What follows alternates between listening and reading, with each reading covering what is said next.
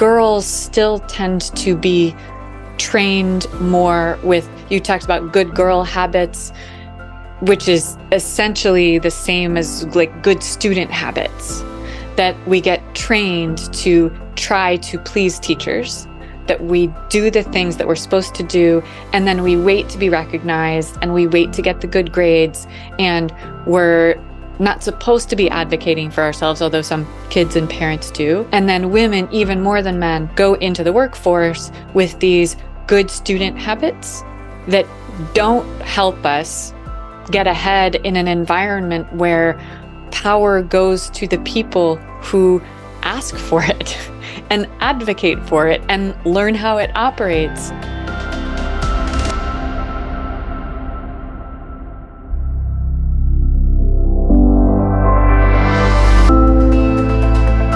Hi, I'm Blake Schofield, founder and CEO of The Bridge to Fulfillment, mom to 3, USA Today top 10 professional coach, and former corporate executive who got tired of sacrificing my life for a comfortable paycheck. My mission is to expand women's perspectives and empower them to achieve greater impact at home and work without sacrifice. This is The Bridge to Fulfillment. On today's episode of The Bridge to Fulfillment, I interview Zoe Chance. She's a writer, teacher, researcher, and climate philanthropist. Her best-selling book is called Influence Is Your Superpower. She's an MBA for USC, a doctorate from Harvard, and teaches the most popular course at Yale School of Management. Her research has been published in top journals and covered in global media, and she speaks on TV and around the world. Before joining academia, Zoe managed a $200 million segment of Barbie, helped with political campaigns, and worked in door-to-door sales. Zoe is authentic, fun, and vulnerable in sharing her personal journey of learning how to overcome her shyness and lack of feeling like her voice really mattered, into using that and turning it around to be a superpower and helping others learn how to use their voice to make a bigger difference and ask for what it is that they truly want. I'm really excited for this episode, and I hope you find as much value out of it as I did. Welcome, Zoe. I'm so excited to spend time with you today. Thank you, Blake, for inviting me. Glad to get to talk with you. Yeah, I'm so excited for what you're going to be able to share with our audience. But before we dive into talking about how influence is a superpower and really providing some insight to help people learn how to become more influential, can you just share a little bit about yourself, a little bit about your background, and how did you end up in the path that you're in today?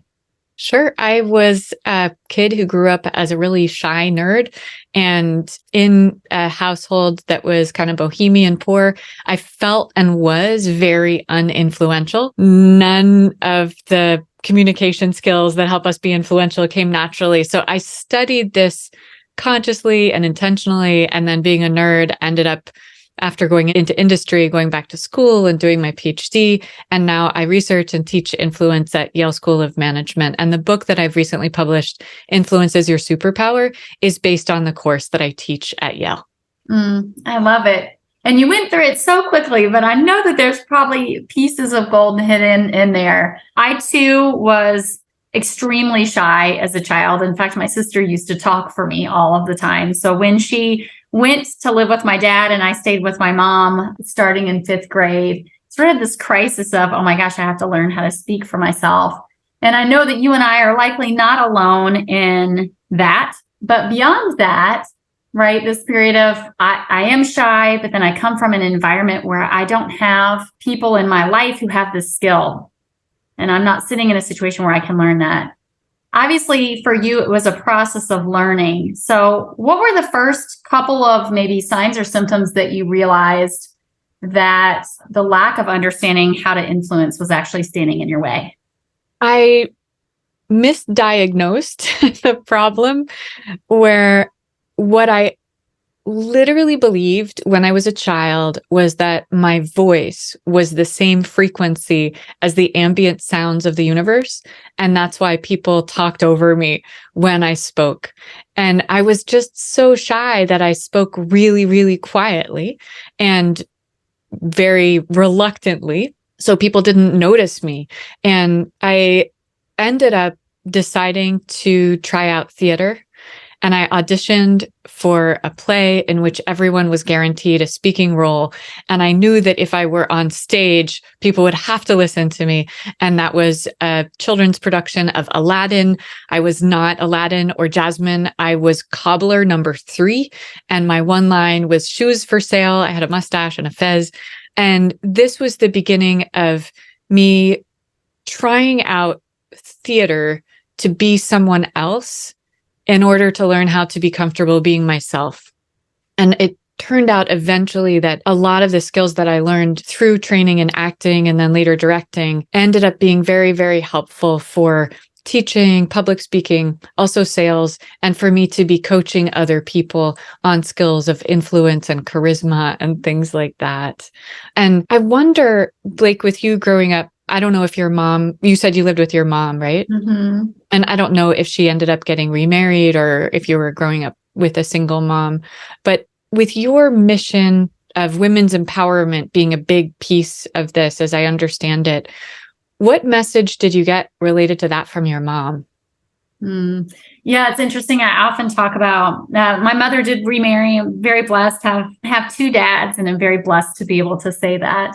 But when I was younger, I read a lot. So I don't know if I would call myself a nerd, maybe. I read a lot. And so I had a really adult vocabulary really early on, which is challenging when you couple that with shyness. But I'll never forget one of the most difficult moments in my childhood. We were at Taco Bueno. They don't have these anymore. I recently looked it up for my teenage son. I wanted an apple bueno, which is like this amazing dessert. It was like cinnamon and apple, so good. And my mom refused to order it for me because she thought the best thing she could do was force me out of my comfort zone so that I had to speak. And I remember standing at that like silver barrier, the silver barrier they have when you go through you're inside the fast food place. And I thought I was going to die. Like the thought of having to ask the person up at the front for a dessert was just terrifying. And I think it was maybe 7 or 8, and it seared in my brain, like the torture of that moment. Did you ask? No, I did not. And there were moments in my childhood like that where I think my parents, and at the time we knew a lot less. We didn't know that shyness was actually a reaction to trauma. We just thought it was a personality trait. And so there were many moments when I was younger that my parents tried to put me in situations where I would have to speak.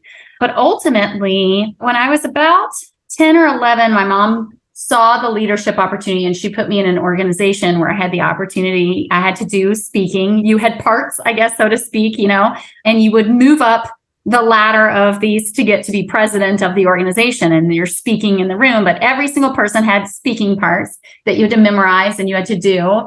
And it was through that process that I very quickly sort of progressed my way up. By 12, I was president of the chapter that I had. The next year, I was in the Grand Order, Grand Assembly doing that. And it started to help me get out of my shell in terms of speaking. So for me, it was similar in that there was an opportunity. And I'm very thankful that my mom saw that leadership opportunity in me and saw that like I needed that push. Because I didn't realize at the time how unusual that was to be 12 and president of an organization, but it became the foundation of leadership, my ability to see and understand people's inherent value. And I started studying really young. I was fascinated by people, what made people tick, what made them successful. And it was through that journey, I think, of my own personal experience, having to overcome a lot of fears and anxieties and doubts, that really was the beginning part of what I do today. What you said about shyness being a reaction to trauma, you said that as though like this is something that everybody understands, but I've actually never heard that before. Can you just say a little bit more about that? Yes. So it was something I uncovered through my own personal journey. I think many people, like if you hear about perfectionism, that used to really be me. People just believe these things are like their eye color. So I used to say, I'm a type A perfectionist. That's who I am. I am just shy. That's who I am. But perfectionism, shyness, those are actually responses to trauma. They're responses to things that happen in our childhood that lead us to believe it's unsafe to speak or it's unsafe to make mistakes. And so as a result of that, very, very early on in our belief system, we begin to use those beliefs, and then it changes how we behave. And so growing up, I had no idea. I actually didn't uncover that until the last 6 years or so, as I've gone really deep in understanding this, that I was not born shy. It was a result of the environment. And as a result of the environment, I came to believe that it was better that I wasn't heard, that I wasn't a burden. And then that created sort of that experience. Wow. Thank you for sharing that. I can definitely relate to that. And that's going to be something that I'm coming back to and thinking about. It's very profound and it makes a lot of sense. And I can't have any idea for anyone else who grew up in this way, but it certainly resonates to me, that pattern that you're talking about. I'm good. And thank you for stopping. Sometimes I forget. I, like you, go down rabbit holes. And so I've been studying this very, very deeply. I come to find in doing a lot of the work I've done the last 6 years that to truly come into your greatest potential value and purpose, you have to strip away the things that were conditioned into you, the belief systems you formed, the trauma, big T and little t, that you experienced. And when you do that, you can come back to the wholeness of who you always were. And there's something incredibly cathartic and beautiful about that. And I think so much of our society is stuck because they don't feel that they have the ability to create change in their life, or things are just the way that they are. But I have found that that's very rarely true. Thank you for that. And it's not just something that you say, but this is what you do, and you encourage and support that for so many people in your work. So thank you. Thank you. Same for you, because your life is a testament to the ability to transform and the ability to recognize that who you were isn't always who you have to be. And so today you're using your journey and your experience to help influence and change the lives of other people. And that's super powerful. So I'm excited to have you here to talk a little bit more about how you do that.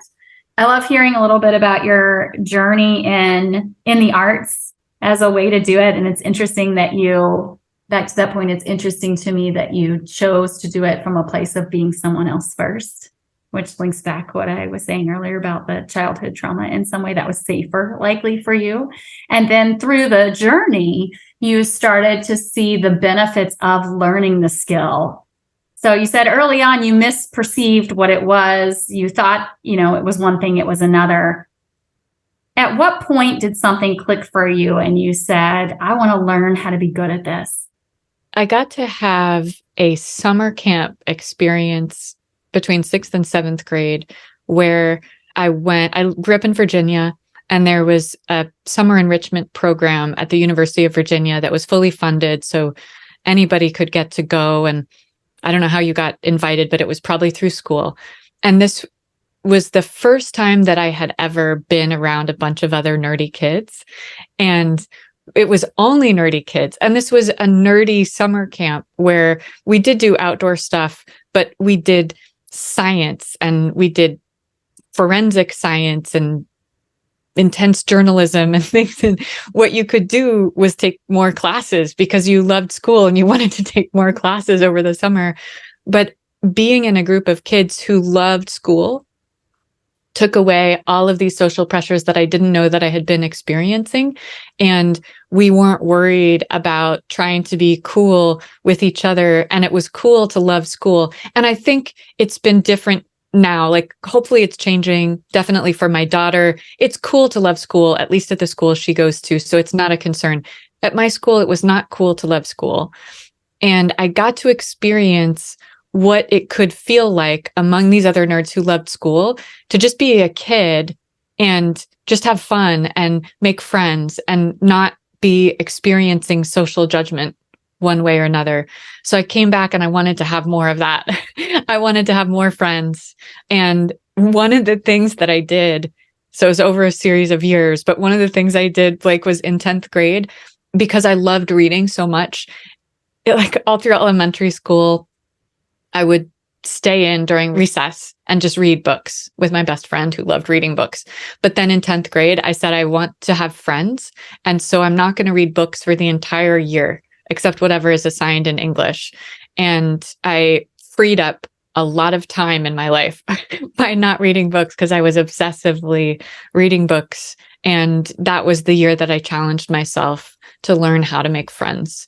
And it's not like I was reading books about how to make friends, but I had been training in theater for years by now. It's not a coincidence that kids talk about theater nerds, because most of the kids who are drawn to theater are nerds.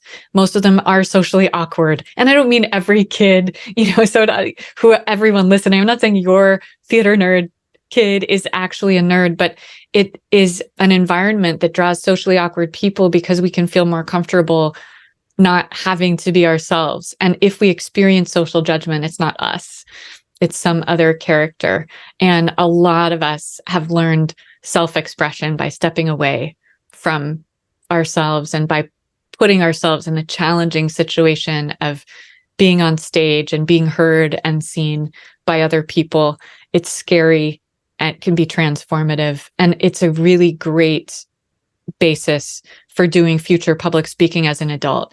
And for those of us who never become comfortable doing public speaking, it hampers our career in most of the industries that we're in if we're ambitious and working in large organizations. So at my kids' elementary school, they trained kids to go on stage and speak in front of a room of 120 kids and adults twice a year, starting at age 4.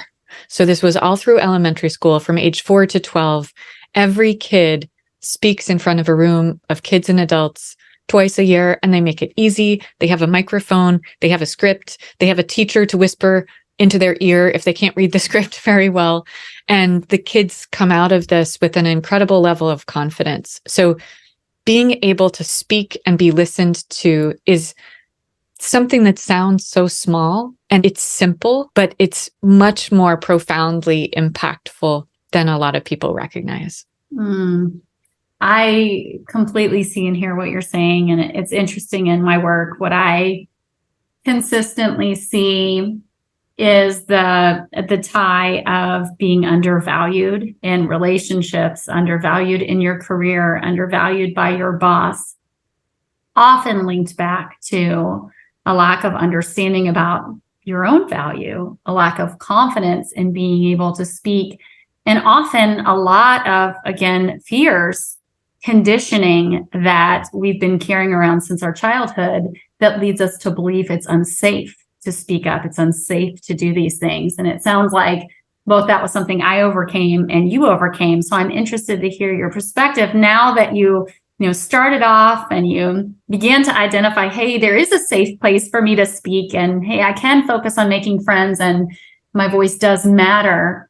From there, then you really started taking it into your career and diving way deeper. And so as you've gone down the rabbit hole, as I like to say, because those of us that become experts in things, especially when you're an avid learner and curious, and it sounds like you and I both have that same level of curiosity. That's what always drives me.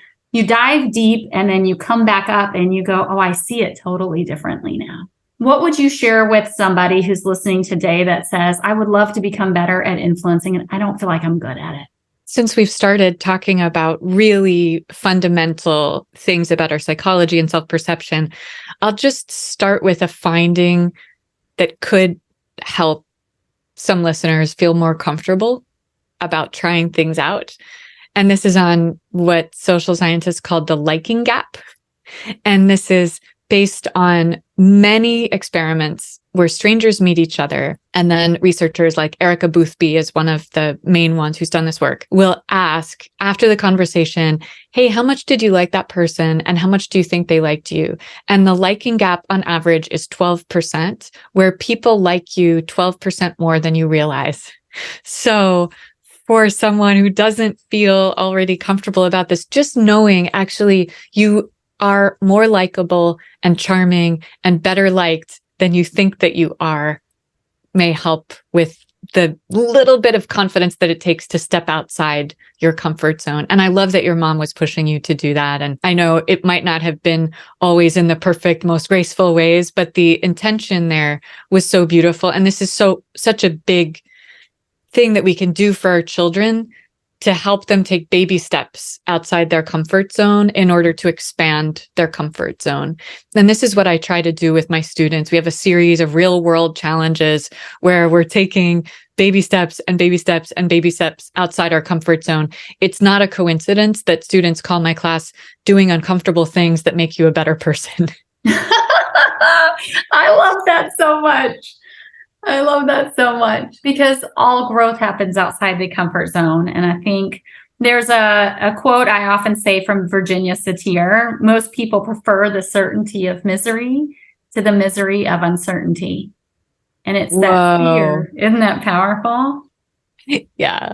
It's that fear of what will come if I do this thing that often keeps us trapped, right, in that comfort zone. And when you're in your comfort zone, you can never challenge if your beliefs, your fears, your experience are true or not.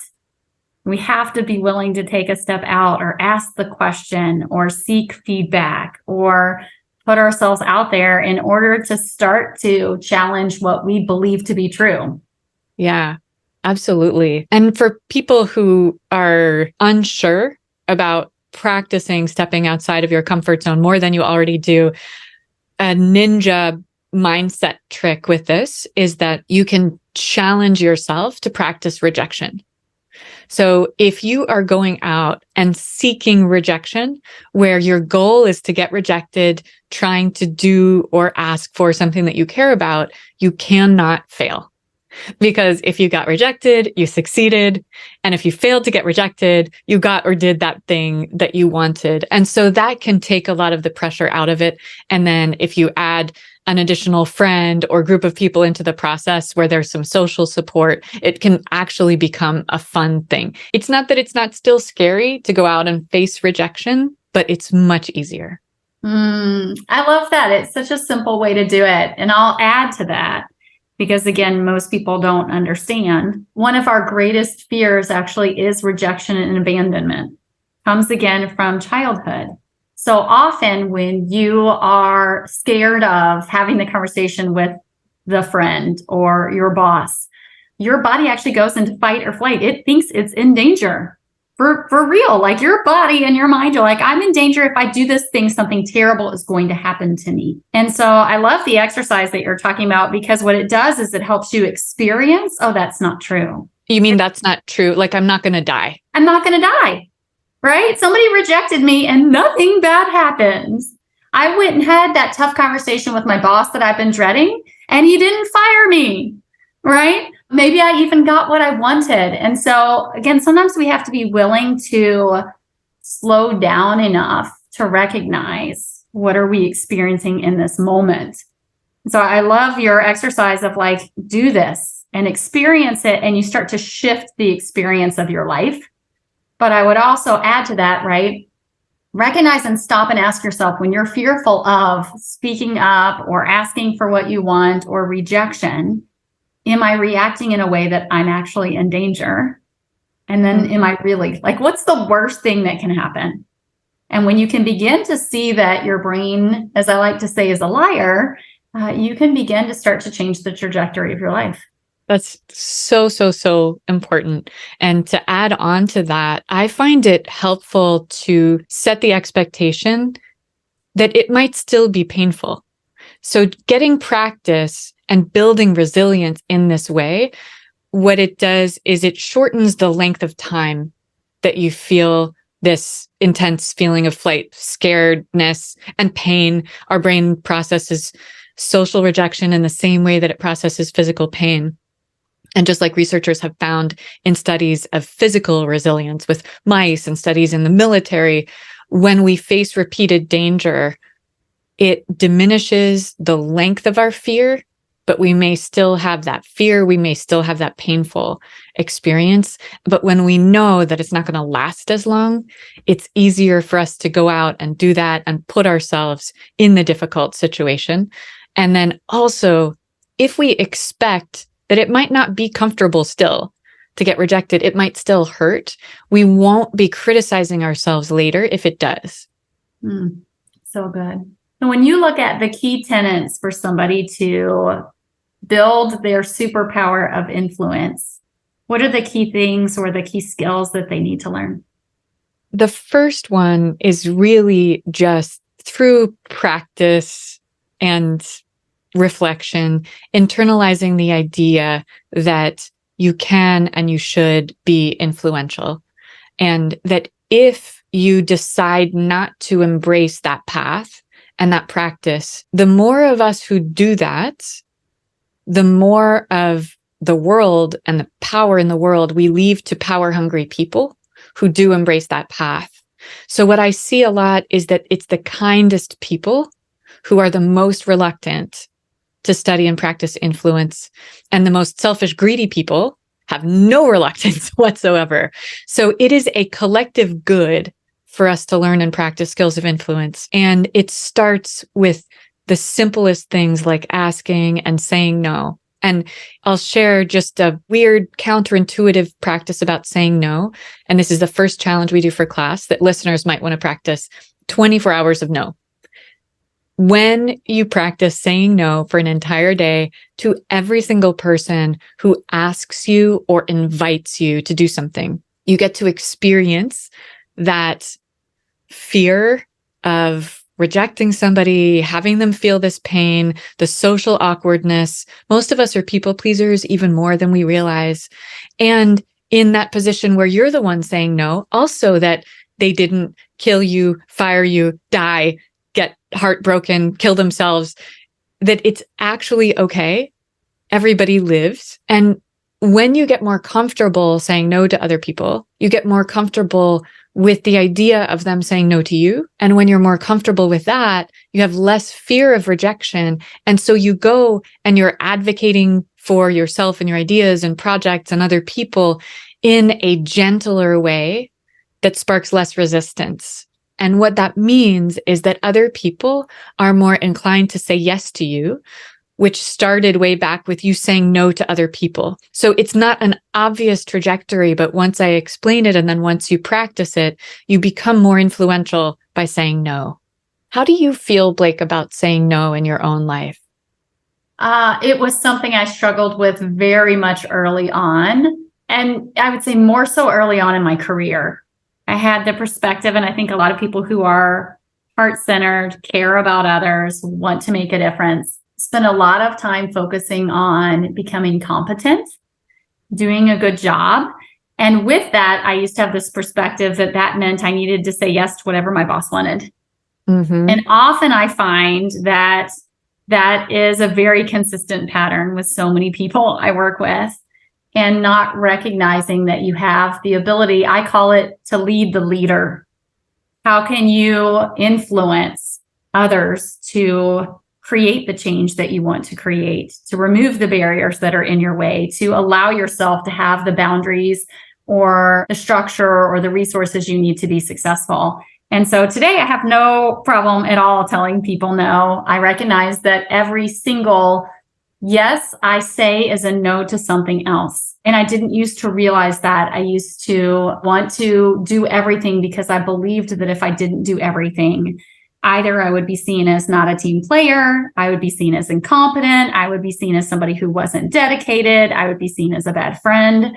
And I think that that's very consistent, especially for women, that we've been brought up to try and take care of everybody else and be quote unquote good girls versus doing the things and understanding that when we put in boundaries and when we respect ourselves, other people will respect us. Amen. Power to you.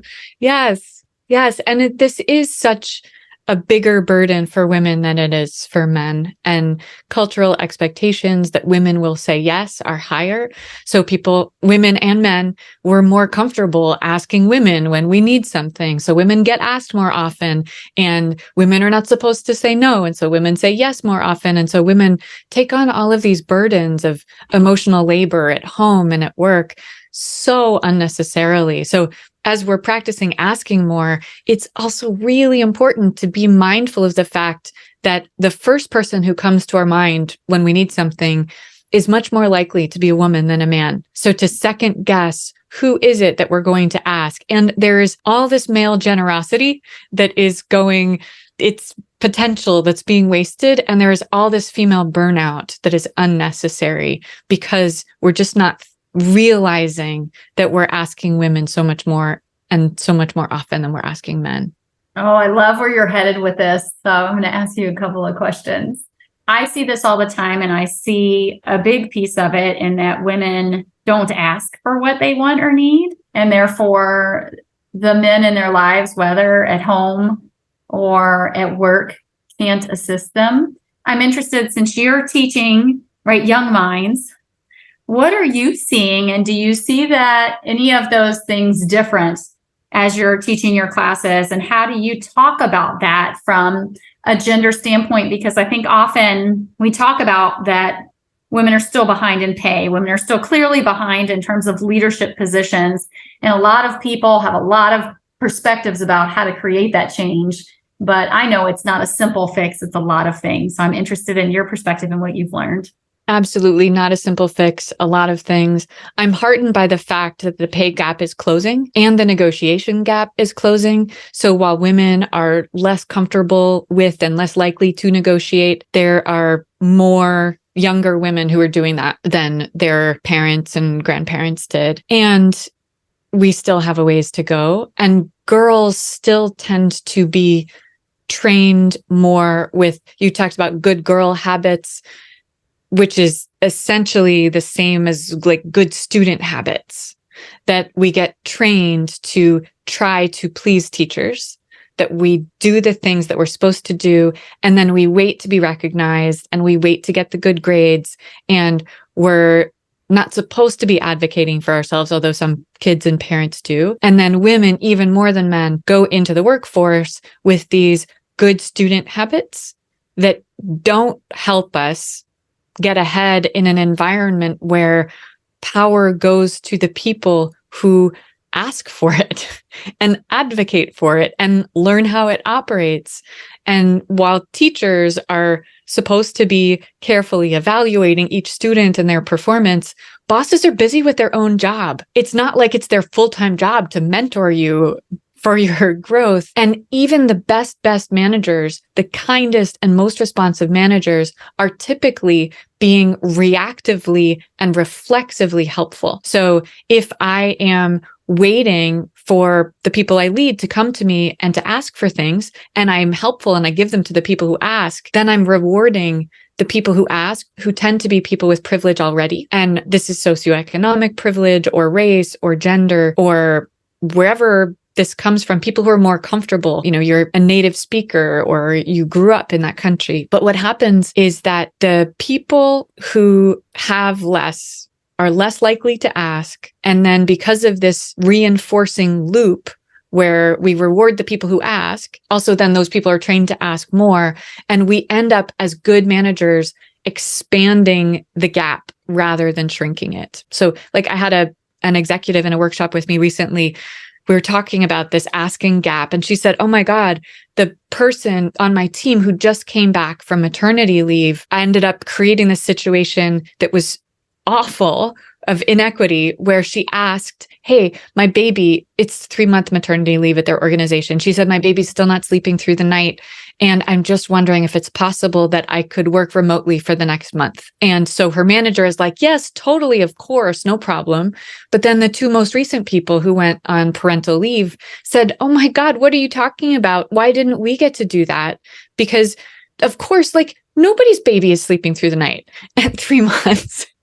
Right. And so they didn't know that they could ask for this. It didn't occur to them. And then the good, kind manager has actually gotten people angry by creating inequality. Mm-hmm. Yeah, that I didn't know I could ask, I think is so huge. So huge. Because at the end of the day, what I found is you can't create the life you want if you're not willing to ask for it, to seek for something different, to identify what you really want and be able to articulate and communicate it. And it's a huge part of why I see so many people unfulfilled. I mean, I started my career out in HR, and I remember looking around thinking, these people all seem miserable. Why in the world are these people continuing to come to work every day? They clearly hate what they're doing. And ultimately, right, I've spent the last 6 years really diving deep and understanding, so much of it is fear. And so much of it is feeling like there's no way to create that change. And so much of it is not actually understanding, who am I? What are my gifts? And what else can I do? And how can I do that in a way that doesn't create risk for my family or what I've already worked so hard for? But even that starts with asking, like, how could it be different? What could I have that's different than what my life is today? Exactly.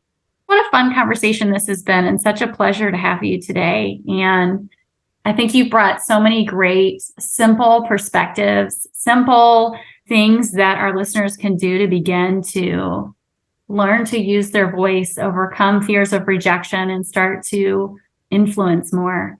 With that said, I always like to end and ask, is there anything I didn't ask you that I should have? Or anything, Zoe, that's just really on your heart that you want to share with the audience before we wrap up for today? I love talking with groups of women, and the food for thought that I'd like to put out there for people to consider is for any moms of daughters to imagine who is the woman that you hope your daughter would grow up to be, and what is a small change that you could make in your own behavior to go in that direction. And I think a lot of times it's easier for us to be more generous with our daughters than we are with ourselves.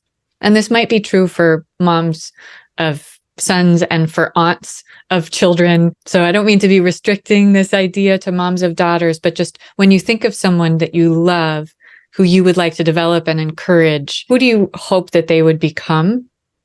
And what's a tiny thing that you could do in that direction? That's beautiful. It's an interesting thing. I have 3 kiddos, 18. Holy cow, how do I have an adult child? I still look back and say, how did that happen? 18, 15, and 10. And the one thing I can say, despite the fact that I started studying this stuff in 10, 12, 15, is I wish I had done more of my personal journey earlier on, before I had kids or earlier on as a parent, because I was so overwhelmed with my job and stress and trying to make sure I was successful and could support my family that I don't think I spent as much time as I wish that I had when my kids were younger to ask that exact same question that you had. Ultimately, my oldest was 12 when I left corporate America, and I spent the last 6 years saying, hey, all these things that I did, don't do that. Right? Remember when mom was doing XYZ, you don't have to live that way. And I think a piece of it can be easier, to your point, it can be easier to give grace and say, who do I want that child to become and what do I want them to learn?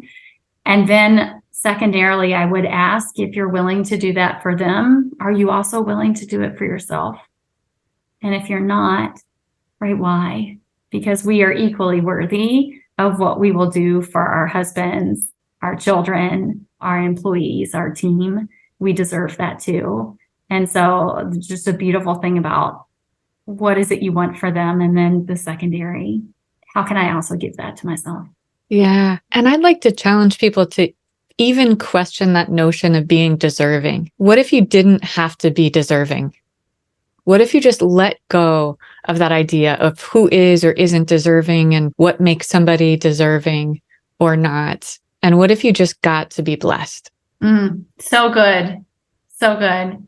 On that note, I would love to be able to share with our listeners how they might be able to find you, how they might be able to find your book. So can you share a little bit with us about the easiest way to do that? Sure thing. My book is called Influence Is Your Superpower, and it's just come out in paperback. It's out in, I don't know how many languages yet, but 28 will be all together.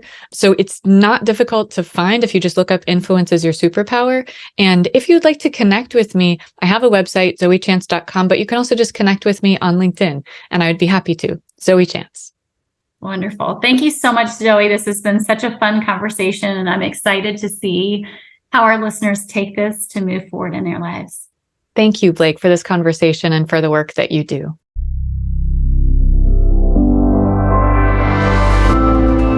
Thanks for joining me today.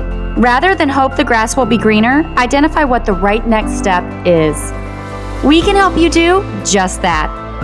Get clarity on where you are in your journey to career fulfillment, where you're headed, optimal paths to get there, and the right next step to take.